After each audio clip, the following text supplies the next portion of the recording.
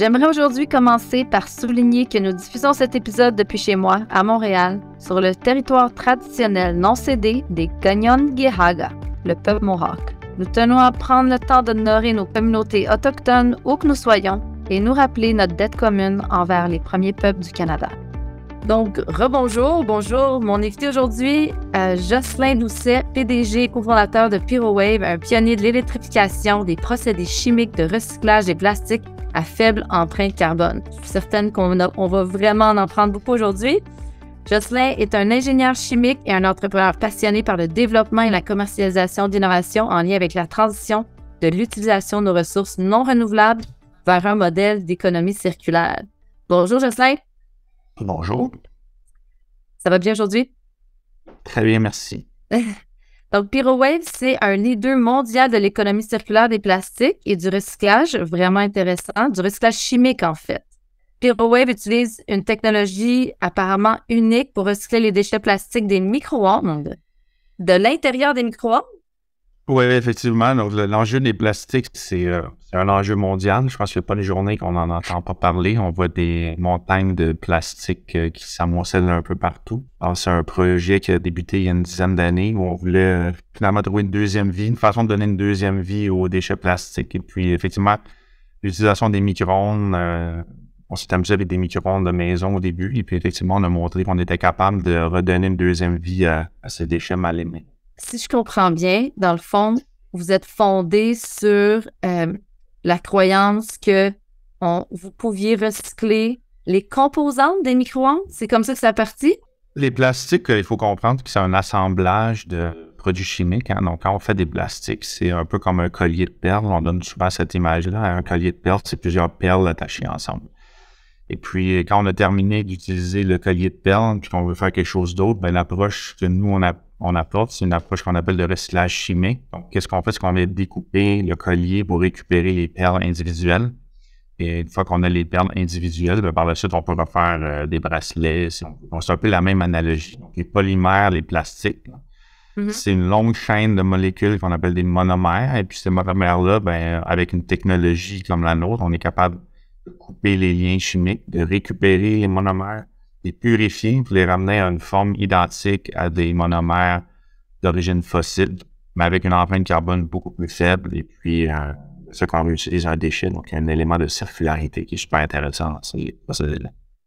OK, donc, juste pour être certaine que je comprends bien, donc concrètement, vous prenez des micro-ondes de maison, vous les amenez à votre usine, vous prenez les différentes composantes et vraiment, là, chacune des composantes, vous divisez ça de polymères en monomères et ces monomères-là sont remis. À quoi ils servent?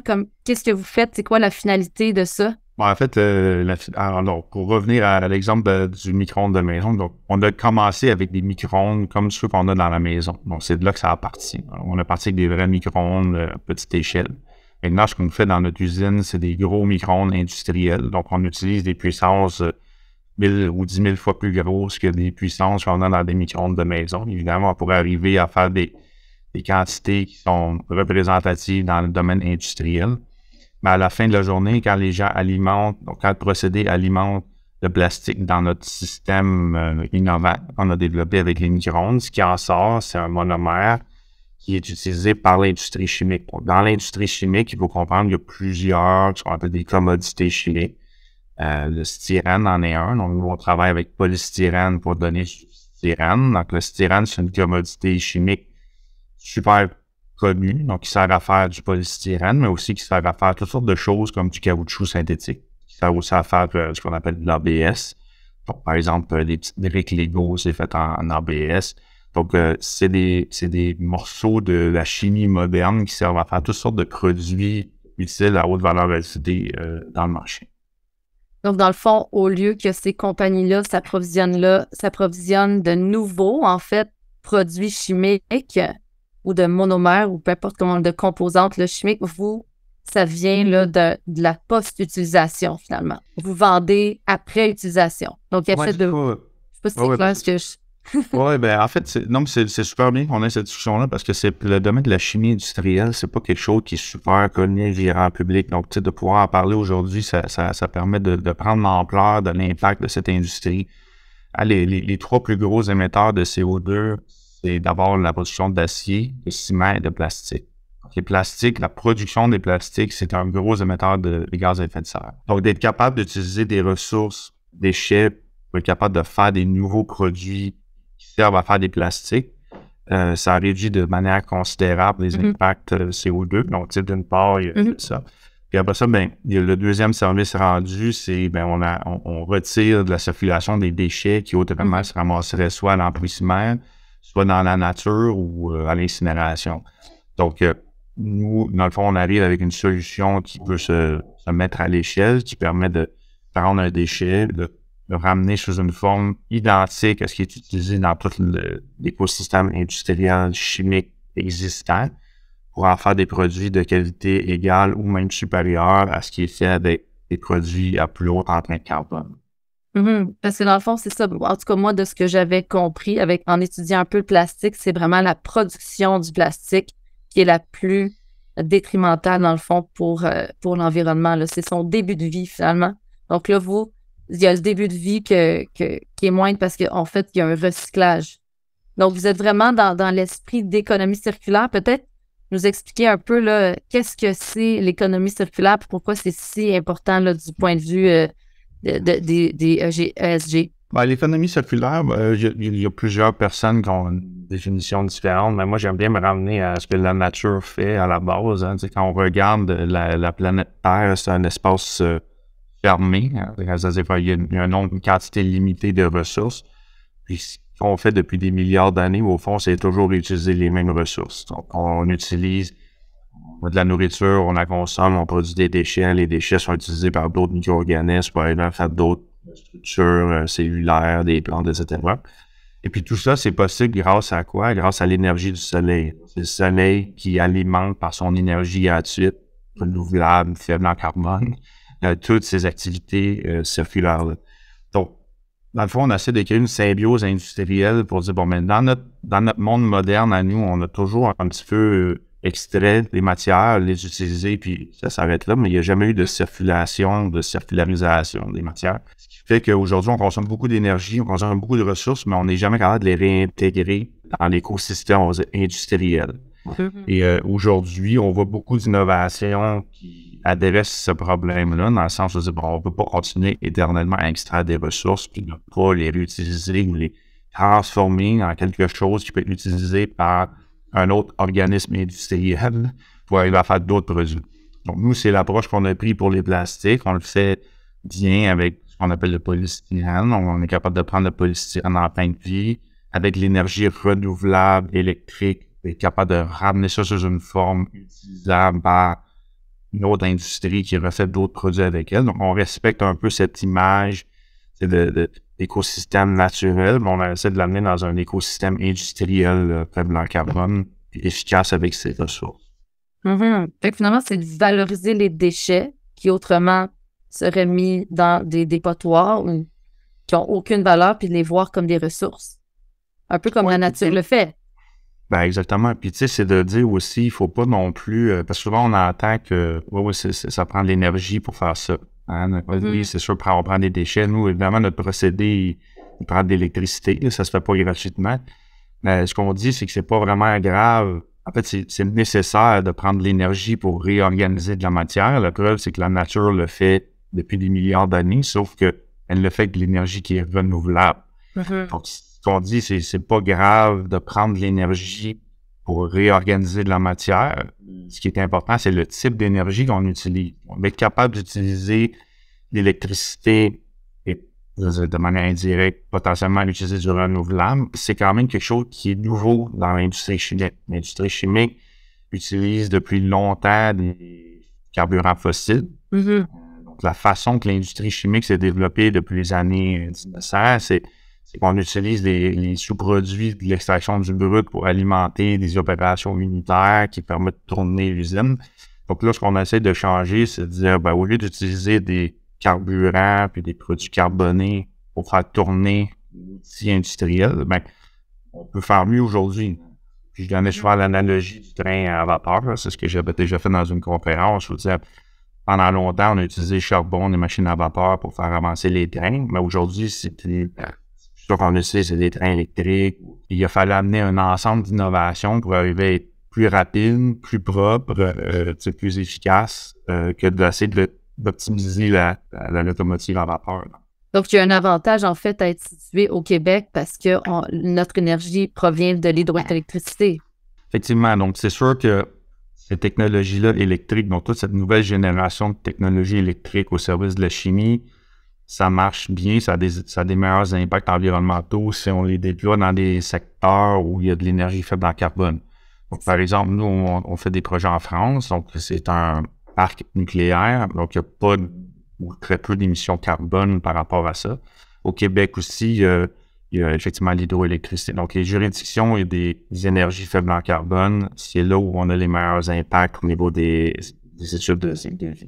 Bien, justement, ça m'amène à ma prochaine question. Hein. Vous avez remporté le prix de la sensibilisation hors Québec lors d'un gala Envirolis 2022. Puis ça a été gagné là, en raison d'un projet intéressant avec Michelin en France. Hein. Peux-tu nous parler un peu de ce projet-là? Ben, tout à fait. Donc, PyroWave, étrangement, on ne fait pas de projet en Amérique du Nord. Donc, c'est pour ça que le DC a été, dès le début, un bon partenaire. Parce que, effectivement, ici, il y a des conditions marché qui font en sorte que les projets d'économie circulaire sont plus difficiles à démarrer, entre autres à cause des normes et de la réglementation. En Europe, par exemple, ils ont un contexte réglementaire, la loi anti-gaspillage, par exemple, qui a été votée. Donc, il y a des lois qui obligent les entreprises à intégrer du contenu recyclé dans leurs produits. Et puis, quand on a ce genre de contexte réglementaire-là qui favorise, on va dire, de manière concrète, l'économie circulaire, combiné au fait qu'ils ont des énergies faibles en carbone, combiné au fait qu'ils ont aussi des gros acteurs de la chimie qui sont basés dans leur pays, comme Michelin dans ce cas-ci, ben, les décisions se prennent beaucoup plus rapidement, puis les projets font beaucoup plus de sens d'un point de vue économique pour ces acteurs-là. Donc, on a fait un premier projet avec Michelin, justement, où ils intègrent notre technologie dans le cadre de leurs opérations. Ils prennent du polystyrène, le décomposent en monomère de styrène. Le styrène sert à faire le caoutchouc synthétique dans les pneus. Donc, les pneus, la bande de roulement de pneus est constituée de caoutchouc synthétique. Et puis, ce caoutchouc synthétique-là, maintenant, il va être 100% avec du styrène recyclé. Ça, c'est un exemple. On fait aussi un projet au Japon. Donc, c'est un peu le même concept. Au Japon, ils ont une infrastructure de collecte et de tri extrêmement sophistiquée pour tout ce qui est déchets, plastiques, métal, etc. Donc, l'accès au gisement est beaucoup plus facile dans ce pays-là. Ils ont aussi des lois très strictes sur le recyclage. Ils ont aussi un contexte socio-économique où ils n'ont pas accès à des ressources naturelles sur leur territoire aussi facilement qu'ici. Donc, le fait d'avoir des technologies circulaires, ben, ça remplit aussi un objectif d'indépendance, on va dire, au niveau des ressources. Alors, on est capable de faire ce genre de projet-là à l'étranger. Mais ici, bon, c'est toujours un petit peu plus compliqué, justement à cause du cadre réglementaire qui est tout à fait encore en place. Est-ce que tu es en train de suggérer que les gouvernements devraient justement mieux encadrer ça pour motiver l'industrie, ou encourager fortement l'industrie vers plus d'économie circulaire? Ben, tu sais, je veux dire, de manière générale, je pense que les auditeurs qui écoutent le podcast, qui sont dans le domaine de l'innovation, vont être d'accord avec moi. Ce qui accélère l'adoption des innovations dans le marché, c'est beaucoup la réglementation. Si on voit un essor des voitures électriques, par exemple, c'est parce qu'à quelque part, il y a des directives claires qui ont été mises de l'avant avec des objectifs réels de transformer cette industrie-là de manière réelle d'ici 2030, 2035, etc. Donc, ce qui force le statu quo à changer, c'est beaucoup les réglementations. Donc, veut pas, aujourd'hui, c'est ce qu'on voit en France, en Europe, de manière générale, les lois, les réglementations qui favorisent l'ajout de contenu recyclé ou qui pénalisent de ne pas ajouter de contenu recyclé dans les produits, c'est ça qui a le meilleur effet transformatif dans l'écosystème. Donc, de manière générale, donc c'est pas spécifique à l'économie circulaire, mais je pense que de manière générale, l'adoption des innovations, même si on arrive avec quelque chose qui est un isoproduit, le produit de la même qualité, est au même prix, ce qui va forcer les gens à l'adopter éventuellement, c'est la réglementation. Puis après ça, ben, évidemment, tout ce qui est prix du carbone, c'est quelque chose qui est très sensible pour nous parce que si on arrive à faire un produit qui est identique à un produit fossile, en propriétés mécaniques, chimiques, etc., mais que son seul avantage, c'est d'être faible en carbone et que ça n'apparaît pas au bilan d'une société. Il n'y a aucun CFO de compagnie qui va accepter de changer de fournisseur juste parce que le produit est identique. Exactement. Donc, il n'y a pas d'intérêt financier. Donc, c'est pour ça que c'est extrêmement important d'avoir ces leviers-là de prix du carbone, mais aussi de taxes carbone aux frontières. Donc, quand on importe de la pollution, on va dire, parce qu'on fait faire des produits à l'étranger, puis qu'on amène la pollution ici, bien, il faut d'une certaine manière arriver à avoir cet équilibre-là. Donc, en Europe, ils ont fait ce genre de loi-là aussi, donc ils appellent le Carbon Border Tax, où ils arrivent à compenser ou à considérer au moins les émissions des produits qui sont importés sur le territoire. C'est vraiment intéressant. Donc, j'entends, tu sais, définitivement plus d'encadrement, plus de lois gouvernementales pour nous motiver, mais aussi un support parce que c'est des enjeux complexes qui demandent des grands investissements parce que des fois, on n'a même pas les technologies justement pour justement de passer de polymère à monomère. C'est quand même, c'est exhaustif là, comme travail. Donc, dans le fond, en tout cas, pour moi, l'économie circulaire, ça prend le problème à la base. C'est de la prévention au lieu d'être là. On investit à la base pour prévenir tout le reste. Là, à la fin, pour moi, c'est... Mais c'est ça. Il faut qu'il y ait un intérêt financier souvent puis un accompagnement. Là, donc, les réglementations aident, à mon sens, là, à prévenir au lieu de guérir. Oui, puis de manière générale, je pense qu'il faut avoir aussi tout dans le rapport à la consommation, parce que, je veux dire, oui, c'est sûr, bon, on peut toujours, tu sais, moi, je suis un ingénieur à la base, donc tous les problèmes sont techniques, hein, quand on regarde ça. Donc, nous, ce qui nous stimulait depuis 10-15 ans, c'est comment on arrive à défaire le polymère, le ramener sous forme monomère. On a réussi à le faire mieux que les autres, c'est super. Maintenant, on se rend compte qu'il y a des enjeux macro-marché, donc comment le marché répond à ce genre de technologie-là, comment le statu quo accepte l'entrée de ce genre de nouvelles techno concurrentes sur le marché. Mais après ça, de manière plus générale, c'est mais pourquoi il y a des déchets plastiques? Donc, pourquoi? C'est parce que notre mode de consommation a changé, parce qu'aujourd'hui, on achète beaucoup plus de plats préparés, donc les emballages. Moi, je regarde juste, j'ai pas beaucoup de cheveux gris, là, mais je me rappelle que quand j'étais plus jeune, on avait des bouteilles de boissons qu'on retournait à l'épicerie, puis c'était des bouteilles de verre qui étaient remplies avec une consigne. Aujourd'hui, c'est tout jetable. Donc, il y a des choses qui vont changer. Je vois aussi des restaurants en Europe qui redécouvrent la vaisselle, puis ils voient ça comme c'est une innovation c'est la plus fantastique après le pain tranché. Puis ils se disent, oui, mais je veux dire, la vaisselle, tu en as toujours eu. Alors, qu'est-ce qui est arrivé depuis, entre le moment où on avait de la vaisselle, qu'on a utilisé des trucs jetables, puis on est revenu à la vaisselle, puis on se rend compte que finalement, tu sais, le fait de mieux consommer, mais c'est quand même à la base. Donc oui, la prévention, pour revenir à ce que vous disiez, je pense que oui, le déchet évité est le meilleur moyen de le recycler, d'une certaine manière.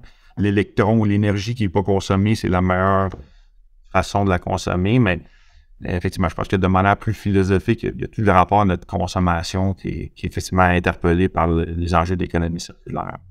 Avant le recyclage, il y a la réduction dans les 3 R. Hein? Il y a la réutilisation, il y a la réduction, il y a définitivement, mais justement, on est extrêmement dépendant au plastique. Tu as touché vraiment à ce point-là, incluant mon industrie. Hein? J'ai souvent dit que c'était mon talon d'Achille.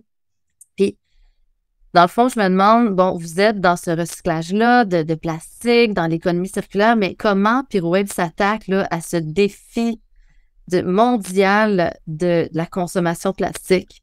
Ben, l'enjeu numéro 1 de l'industrie du plastique, je pense que c'est la gestion de la fin de vie. Donc, effectivement, on a parlé tantôt de l'impact au moment de la production.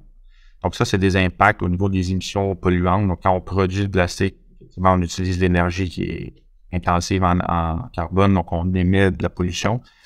Mais par la suite, le problème, c'est que ces emballages-là, ils se ramassent n'importe où parce qu'il n'y a personne, en fait, il n'y a pas de valeur à utiliser ce produit-là. Donc, il n'y a pas de marché. Il n'y a pas de marché pour reprendre ces matières-là. Donc, aujourd'hui, tu sais, je dirais, depuis les années 50, les gens, ils ont fait beaucoup de tri mécanique. Tu sais, on a atteint des niveaux de 5 à 7 de circulation. Donc, on est capable, avec du mécanique, de laver, on fait un tri optique. Donc, on est capable de séparer les différents polymères par type de famille. On les lave, on les remet sous forme PLS. Mais s'il n'y a pas de marché, il n'y a pas de business. C'est ça, donc ça adresse Ça répond à peu près à 7-10% du marché. Ce qu'on peut dire, si on se dit depuis 50 ans, on recycle juste 10%, ça veut dire qu'à quelque part, cette matière-là répond à 10% du marché. Donc, pour le reste, ben, c'est sûr que quand on fait un tri mécanique, la qualité n'est pas identique aux vierges, donc on ne répond pas aux besoins. Donc, ça prend un autre ensemble de technologies qui arrivent à dire, OK, on va mettre un petit peu plus d'énergie puis d'effort dans cette matière-là, mais au moins, on va ramener une valeur, qui répond aux besoins du marché. Ça, c'est ce qu'on fait, nous, pour le PS. On peut le faire pour d'autres types de plastique. Donc, ça, c'est ce qu'on appelle toutes les familles de recyclage chimique. Donc, c'est notre famille de technologies qui, le but, dans le fond, c'est de faire un gros reset sur la valeur et la qualité du produit. Tous les polymères ne sont pas égaux. Là. Il y a des polymères qui sont plus difficiles à recycler chimiquement que d'autres. Ceux qui sont les plus faciles, je dirais aujourd'hui, c'est le polyester, donc le PET, les bouteilles puis les textiles. Le polystyrène, assurément. Certains autres polymères plus exotiques comme les acryliques. Mais le gros enjeu aujourd'hui, c'est tout ce qui est rapport au polyolefine, donc le polypropylène, le polyéthylène, c'est des sacs de plastique. Les sacs de plastique, les HDPE, les BE. Donc, c'est difficile parce que briser ces molécules-là, ça donne ce qu'on appelle des oléfines. C'est un petit peu plus difficile à manipuler, donc ça demande un petit peu plus de travail. Puis on n'entrera pas dans le détail de ça, mais au départ, le choix. Donc, le choix des matériaux sont importants au départ. Ben, je le sais parce que ça fait plus de 10 ans que je cherche une solution pour nos emballages plastiques et je suis entrée dans un monde qui est extrêmement complexe, avec un enjeu complexe. C'est un enjeu d'industrie, puis il n'y a pas de solution simple. C'est ce que j'ai découvert, en fait. Puis comme tu dis, c'est extrêmement complexe. Mais bon, vous faites vraiment à votre part. Il y a eu tout un ensemble de nouveaux emballages avec ce qu'on appelle des multicouches, des multipolymères. Donc là, ça rajoute encore plus de complexité. Ça se fait qu'on a plusieurs matériaux qui sont pris ensemble. Puis, des fois, on a l'impression que c'est un peu le chat et la souris. C'est-à-dire qu'on arrive à solutionner un problème pour une résine, mais là, automatiquement, l'industrie arrive avec un produit encore plus compliqué. Puis, pourquoi ça fonctionne? C'est essentiellement pour des raisons de coût. Donc, ce qu'on dit, nous, c'est dans le fond, si ça ne coûte pas assez cher d'acheter, si l'emballage coûte moins cher, mais qui est plus difficile à recycler, c'est parce qu'en quelque part, il y a un coût qui n'est pas capturé quelque part. Alors, ça veut dire qu'il faut que... donc, ça, c'est tout ce qu'on appelle les régimes élargis de responsabilité des producteurs, là, les REF.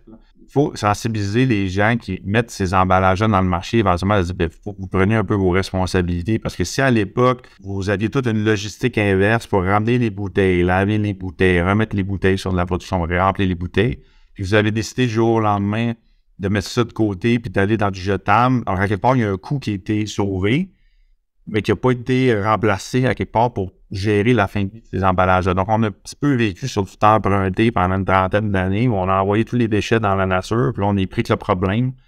Exactement. Il n'y a personne qui veut payer pour. Donc là, il faut qu'on réussisse à s'habituer à payer un petit peu plus cher pour que l'emballage, au moins, soit remis dans la boucle et qu'on puisse le réutiliser.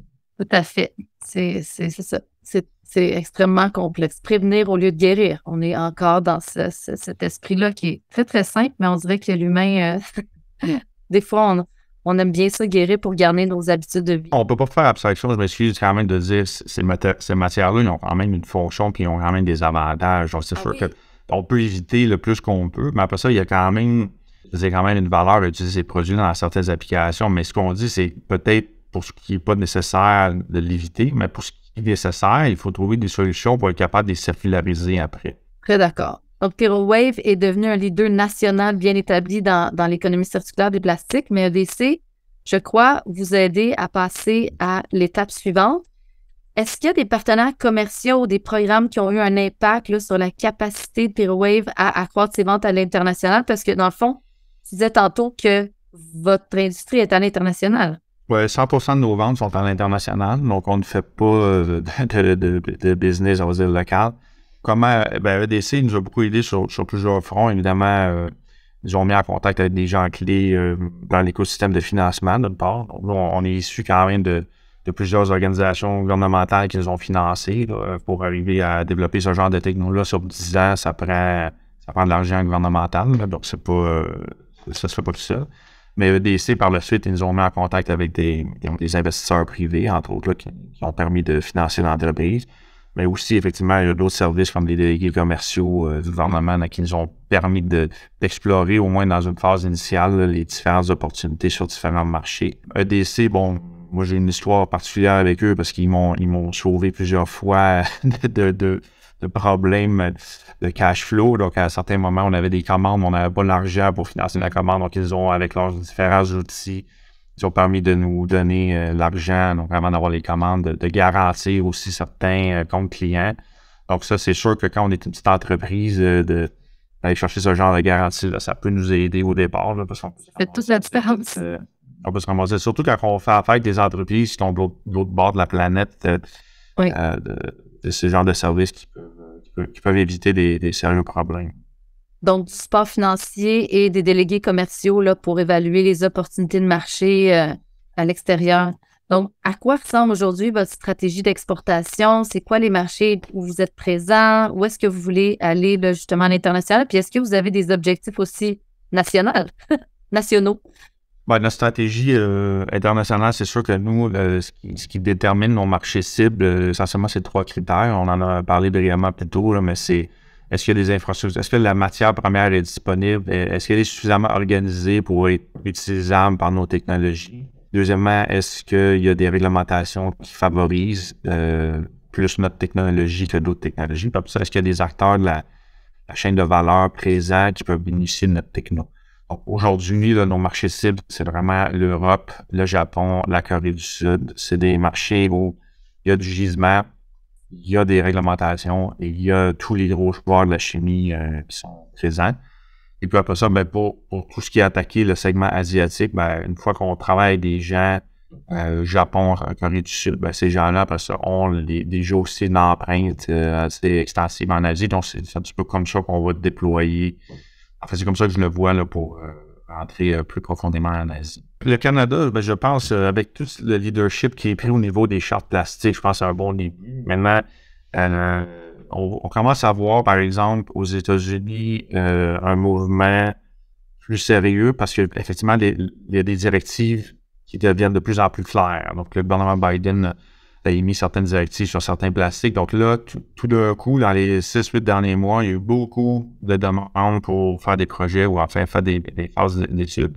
Donc, ça nous montre clairement que c'est vraiment la réglementation de les directives qui font en sorte que les entreprises sont plus dans le flou. C'est ça, sont pas dans le flou, puis ils savent vers où s'en aller. Mais je pense que ce que l'industrie aime pas, c'est être dans le flou à pas savoir est-ce qu'il va y en avoir, est-ce qu'il n'y en aura pas. Là, dans ce moment-là, c'est difficile de justifier des investissements puis des décisions internes à faire des projets qui sont, on va le dire, c'est quand même pas des petits projets, là, c'est quand même des projets importants qui affectent à la fois la supply chain de leur société. Donc, on transforme complètement la supply chain, puis on demande quand même des CAPEX qui sont quand même pas négligeables donc, pour ces sociétés-là.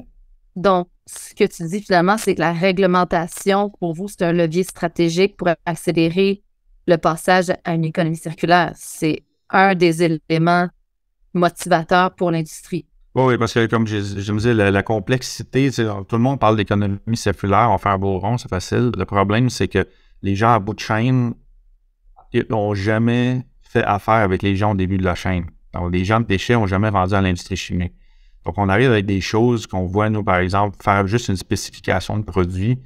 Tu sais, un gestionnaire de centre de tri ou un gestionnaire de compagnie de déchets, c'est bien rare qu'il va avoir une spécification avec des TPM dessus. C'est des parties par million.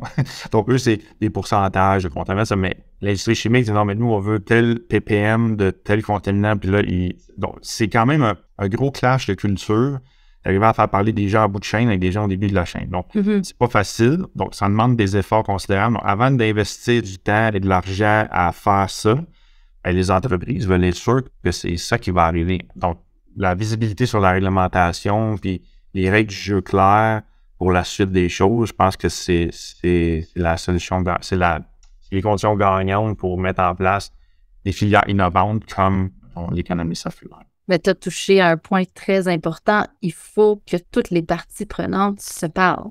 Là, on travaille en silo, mais de ce que je comprends de l'économie circulaire, de ce que vous voulez faire, c'est que chacun des acteurs se parle et voit une opportunité chez son voisin, finalement. Ben, c'est ça, hein, la supply chain du plastique, c'est quand même assez complexe. Il y a beaucoup d'intervenants. Donc, les parties prenantes dans la supply chain de plastique, ça part du pétrochimisme, mais il y a beaucoup d'acteurs le long de la chaîne de valeur. Donc, par exemple, si on a une entreprise, mettons, automobile, une compagnie d'auto, un manufacturier automobile, ils peuvent avoir des objectifs ESG forts sur l'environnement, sauf que ils ont à peu près une demi-douzaine, c'est pas une douzaine de tiers entre le producteur de plastique lui-même puis le manufacturier automobile. Donc, il y a beaucoup de genre des OEM là, entre eux puis le fournisseur qui fait que même si cette compagnie-là veut mettre du contenu recyclé, il faut parler à bien du monde. Donc, ça devient compliqué de remonter la chaîne où moi, ma techno peut amener un avantage. Puis il ne faut pas non plus se cacher, c'est une industrie qui est énorme. Donc, on parle de 300-400 millions de tonnes par année. Le plastique, c'est des compagnies qui sont gigantesques. Donc là, on arrive avec toute la problématique d'échelle aussi. Comment on arrive à fournir autant de plastique recyclé dans un secteur qui est mature, qui se fait 100 ans et pas plus que ça opère, c'est intégré, c'est optimisé, ça roule bien. Puis on arrive avec des nouvelles technos qui sont beaucoup plus petites puis qui ont besoin d'une vingtaine, trentaine d'années peut-être à devenir plus mature. Donc là, les gens, ils veulent la solution tout de suite, tu sais, puis on remplace 300-400 millions de tonnes par année, mais 400 millions de tonnes par année, c'est du stock, là, tu sais. 400 millions de tonnes, ça, c'est au Canada, en Europe, à l'échelle mondiale. Ouais, à l'échelle 400 mondiale. millions de tonnes de plastique sont produites à l'échelle mondiale par année. Oui. Puis si on regarde l'évolution du plastique, c'est vraiment dans les 15-20 dernières années que ça a beaucoup augmenté. Donc, La consommation, la production, la consommation. De là, la belle île dans le Pacifique de plusieurs kilomètres carrés. Ben oui, puis après ça, je veux pas dans les rivières, tu sais, il n'y a pas une journée que je vois pas sur les réseaux sociaux des images de rivières qui sont contaminées, remplies de plastique. Bon, ça, c'est ce qu'on voit, mais il y a tout ce qui est coulé dans le fond qu'on voit pas non plus, tu sais. Quel enjeu, mais ce qui est extraordinaire quand même, c'est, ça me laisse quand même une porte d'optimisme que vous faites partie de la solution, hein. Vous avez répondu à un enjeu, puis je pense avec une technologie qui est unique. C'est ça, je pense, qui a conduit à votre succès puis celui de PyroWave. Puis justement, cette technologie PyroWave-là régénère les plastiques post-consommation, de ce que j'ai compris, post-industriel en nouveaux plastiques. Donc, on récupère la pleine valeur de ces ressources-là.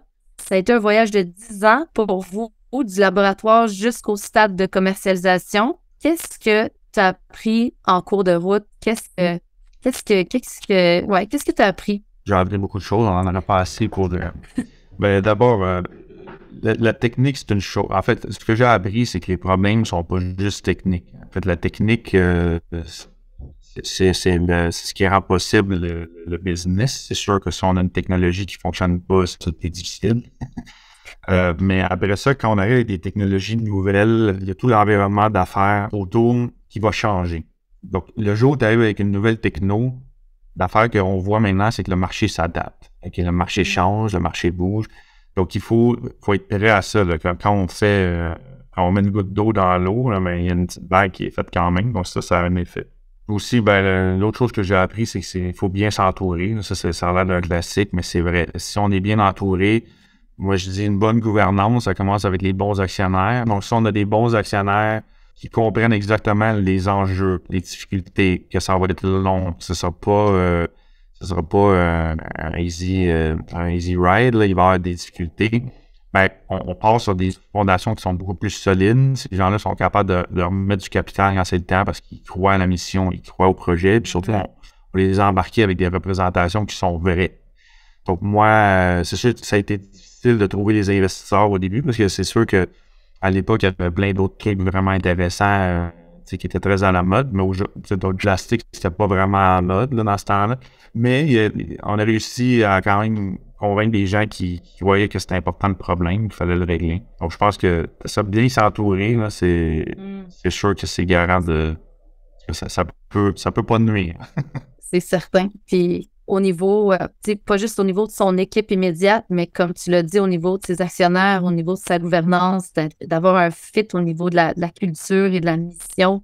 Parce que c'est toujours facile Il y a plein d'exemples récents là, qu'on a vus, entre autres, aux États-Unis, là, où il y a des entreprises qui font accroire toutes sortes de trucs. C'est facile à dire toutes sortes de choses, mais après ça, il faut y livrer. Donc, malheureusement, quand on est avec la science, on peut pas amender les lois de la science. Là, donc, il faut qu'on arrive à réussir à répondre à la question. Donc, on ne peut pas perpétuellement faire croire que les trucs fonctionnent quand ils ne fonctionnent pas, parce qu'à un moment donné, on va bien voir que ça ne fonctionne pas. Donc, il faut... non, je pense que l'honnêteté, la confiance, ça fait partie des valeurs chez nous, la confiance. C'est ce qui nous a toujours sauvés. Et quand on a eu des moments difficiles, les gens se sont rappelés qu'on a toujours dit la vraie chose. C'est sûr que ça fait des discussions difficiles, mais au final, on est beaucoup plus orienté solution par la suite que d'essayer de se dire, de se blâmer et trouver le coupable. Donc, je pense que c'est très constructif à ce niveau-là. Tu as touché à ce point-là, mais tu as déjà dit en entrevue, chez PyroWave, nous pensons que le futur est électrique et que l'électricité est source de nombreuses innovations qui favorisent l'économie circulaire et la production de matériaux durables.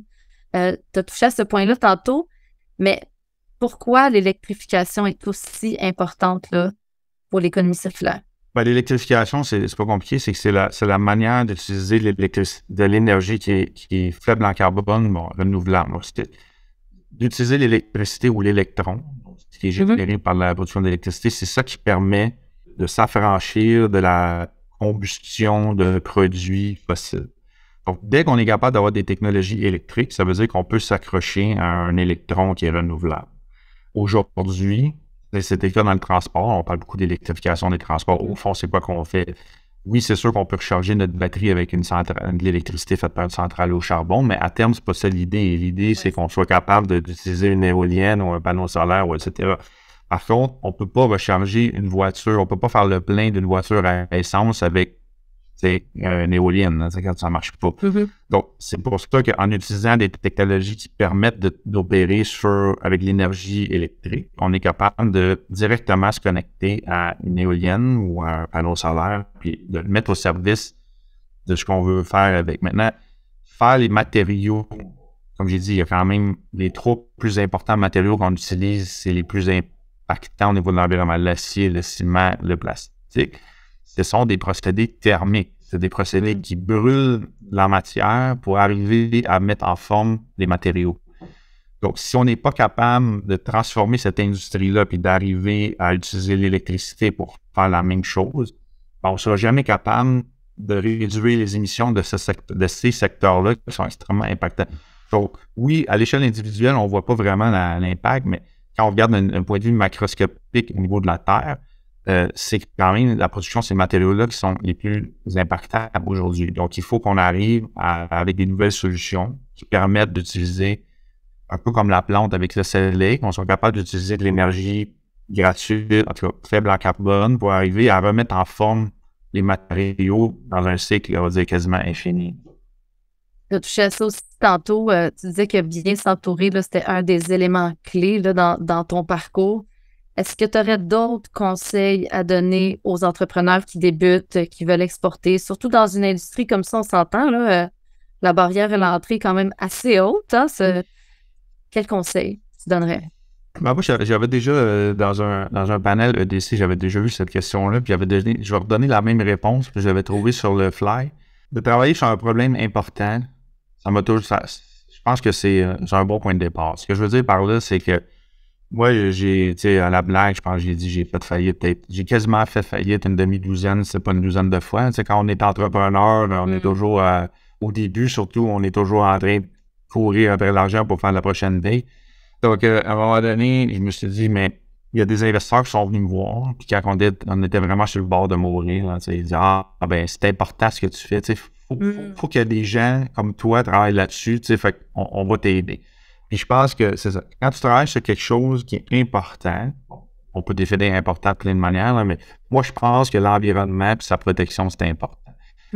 Même si on n'est pas d'accord avec ma technologie, que ce ne soit pas les microns, peu importe, mais je pense qu'au final, ma mission, c'est que je veux avoir un impact sur l'environnement. Puis j'essaie de mettre mon savoir et mon énergie à cette cause-là. Puis ça inspire des gens, puis il y a des gens qui disent, moi, je pense que je vais t'aider. Fait que ça m'a toujours sauvé, puis il y a toutes sortes d'anecdotes qu'on pourra raconter, là, mais ce qui fait que je pense que sondage, c'est quelque chose d'important, puis on le fait pour les bonnes raisons. Je pense qu'au final, ça aide à attirer des bonnes personnes pour nous aider quand c'est difficile. Ça serait le conseil que je donnerais.